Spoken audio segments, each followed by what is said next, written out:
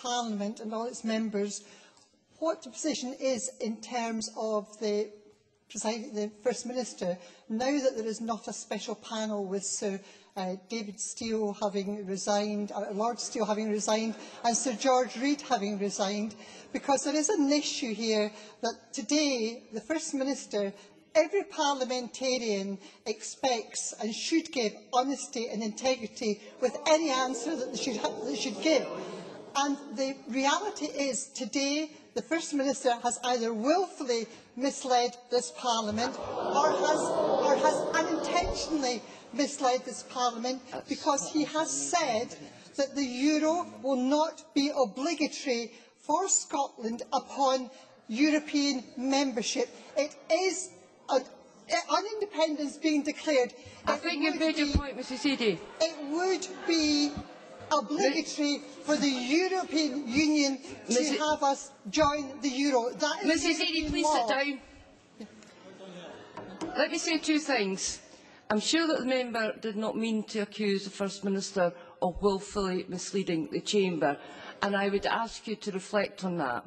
Secondly, on your substantive issue of the ministerial panel that looks at complaints against ministers, that has nothing to do with either the Parliament or indeed the presiding officer. That is a matter for the First Minister and how those complaints are handled.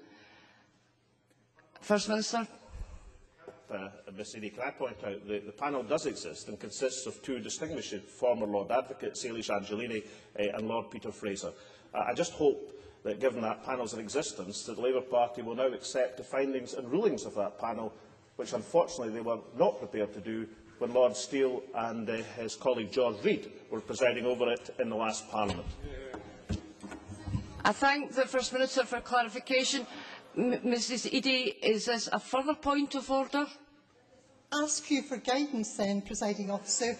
Will you go away and check for the Parliament the European Union law and its integrity, because the reality is membership of the euro is obligatory for please sit down. Mrs Eadie, please sit down. Can I repeat again? This is not a matter for the Parliament. It is a matter for ministers. And can I ask you to reflect on the comments that you made earlier in the Chamber, and I would hope to hear from you sometime this afternoon in private.